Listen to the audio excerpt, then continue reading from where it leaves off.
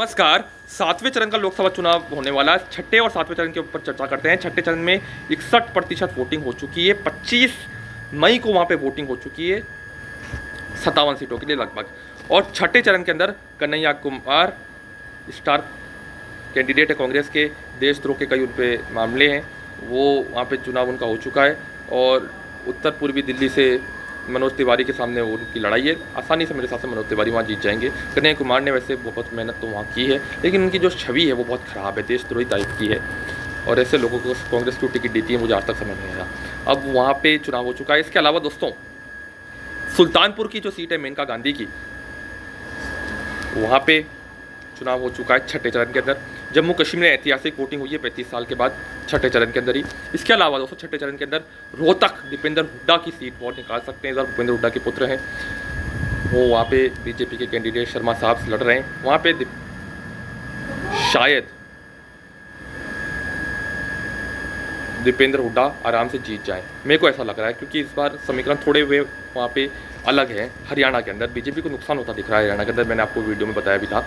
इसके अलावा दोस्तों छठे चरण के अंदर ही धर्मेंद्र प्रधान की जो सीट है उड़ीसा में, वहाँ पे मतदान हो चुका है। इसके अलावा दोस्तों अब जो सातवां चरण होने वाला है उसमें चर्चा करते हैं। 57 सीटों पे लोग वोटिंग वहाँ पे बाकी है। सातवें चरण में हमीरपुर की सीट, अनुराग ठाकुर की सीट, वहाँ पे चुनाव होने वाला है। पूरे हिमाचल प्रदेश में चुनाव होगा। मंडी की सीट है जो विक्रमादित्य सिंह वर्सेस कंगना रनौत, वहाँ पे चुनाव होगा। कंगना रनौत जो फिल्म अभिनेत्री है, देखते हैं वो क्या करती है, क्या गुल खिलाती है। बीजेपी ने उनको टिकट दिया था भरोसा करके। मुझे लगता है मंडी में विक्रमादित्य सिंह ज़्यादा मजबूत है, क्योंकि यहाँ से उनकी माँ सांसद रह चुकी है और अभी भी वर्तमान में वही सांसद है। तो बीजेपी यहाँ पे आसान नहीं होगा कंगना रनौत के लिए जीतना। इसके अलावा दोस्तों यहाँ पे हिमाचल प्रदेश में और 2 सीट जो है शिमला की, वहाँ पे भी मतदान होने वाला है। वहाँ पे ऐसा कोई स्टार प्रचारक जरूर नहीं है। स्टार माफ़ कीजिएगा, शिमला के अंदर आनंद शर्मा बीजेपी कांग्रेस के कैंडिडेट हैं एक, वहाँ वो हो सकता है कि चुनाव निकाल ले आनंद शर्मा साहब। हिमाचल प्रदेश में कांग्रेस 2 सीटें जीत सकती है, एक तो मंडी वाली और एक ये आनंद शर्मा की। हिमाचल प्रदेश में शिमला में आनंद शर्मा की प्रतिष्ठा दाव पर है। देखते हैं आनंद शर्मा क्या गुल खिलाते हैं कांग्रेस की ओर से। कांग्रेस के वरिष्ठ नेता आनंद शर्मा आप सब जानते हैं। इसके अलावा दोस्तों नरेंद्र मोदी की वाराणसी सीट, वहाँ पे चुनाव होगा 7वें चरण के अंदर। इसके अलावा दोस्तों इलाहाबाद की सीट, रीता बहुगुणा जोशी की जगह त्रिपाठी साहब को बीजेपी ने टिकट दिया था, वहाँ पे चुनाव होगा। महाकुंभ वहाँ पे होने वाला है, कुंभ का मेला लगने वाला है 2025 में, उससे पहले चुनाव होगा। देखते हैं क्या होता है इलाहाबाद की सीट पर। इसके अलावा फूलपुर की सीट जो कांग्रेस, एक समय जवाहरलाल नेहरू वहाँ से सांसद रह चुके थे, इसके बाद कांग्रेस लंबे समय से वो सीट जीती नहीं है। वहाँ पे भी कांग्रेस और भाजपा में सीधा मुकाबला है, लेकिन मुझे लग रहा है कि बीजेपी के लिए वो ज़्यादा आसान सीट है। वहाँ से बीजेपी ही का ही फिलहाल सांसद था, इससे पहले बीजेपी वहाँ से जीतती आ रही 10-12 सालों से। इसके अलावा दोस्तों आपको मैं बताऊँ तो पटना साहिब की सीट, जो कि अपहारे रविशंकर प्रसाद है, बीजेपी के वरिष्ठ नेता है, पूर्व कानून मंत्री है, उनकी सीट पर चुनाव होगा 7वें चरण के अंदर। रोहिणी आचार्य की बहन और तेजस्वी यादव की बहन जो है मीसा भारती, लालू प्रसाद यादव की बेटी जो है, उनकी सीट पर चुनाव होगा। पूर्णिया की सीट पर यहाँ पप्पू यादव निर्दलीय चुनाव लड़ रहे हैं। कांग्रेस के वैसे वो नेता है, लेकिन नाराज लोग हैं, वो निर्दलीय चुनाव लड़ रहे हैं। यहाँ पे मुझे लग रहा है कि बीजेपी मजबूत है। मीसा भारती का कुछ लेना देना नहीं है यहाँ पे। और 2 बेटियों को इस बार चुनाव मैदान में उतारा है लालू प्रसाद यादव ने, रोहिणी आचार्य सारण से और ये पूर्णिया से हमारी मीसा भारती जी, माफ़ कीजिएगा। और इसके अलावा दोस्तों 7वें चरण के अंदर अभिजीत गंगोपाध्याय तमफ्लूक लोकसभा सीट से प्रत्याशी हैं बीजेपी के, वहाँ पे चुनाव होने वाला है।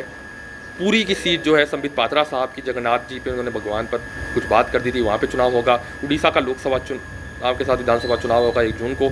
अरुणाचल और सिक्किम के नतीजे भी आ जाएंगे दोस्तों 2 जून को। अब तैयार रहिएगा अरुणाचल और सिक्किम के नतीजे देखने के लिए। वहाँ पे एनडीए जीतेगी आराम से। और उड़ीसा और आंध्र प्रदेश के जो नतीजे हैं वो 4 जून को आएंगे लोकसभा चुनाव के नतीजों के साथ।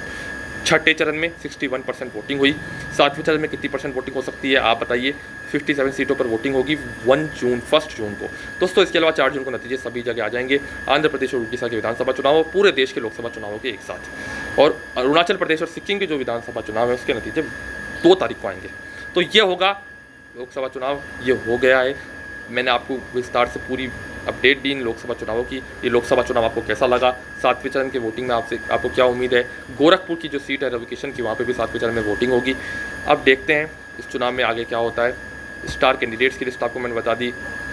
पंजाब हिमाचल प्रदेश में चुनाव होना बाकी है, दिल्ली में चुनाव हो चुका है, हरियाणा में चुनाव हो चुका है, महाराष्ट्र में चुनाव हो चुका है, सभी राज्यों में लगभग चुनाव हो चुका है, 7-8 राज्यों में चुनाव बाकी है। पश्चिम बंगाल और उत्तर प्रदेश में 8वें चरण में सातवें चरण में मतदान चल ही रहे हैं। बिहार में 7वें चरण में मतदान होने वाले हैं। तो बिहार, पश्चिम बंगाल और उत्तर प्रदेश सबसे लंबे चुनाव यहाँ पर ही हुए हैं। यहाँ पर तेजस्वी यादव बहुत रैलियाँ कर रहे हैं और परमात्मा वाले आज जो बयान प्रधानमंत्री नरेंद्र मोदी का वो भी खूब चर्चाओं में है।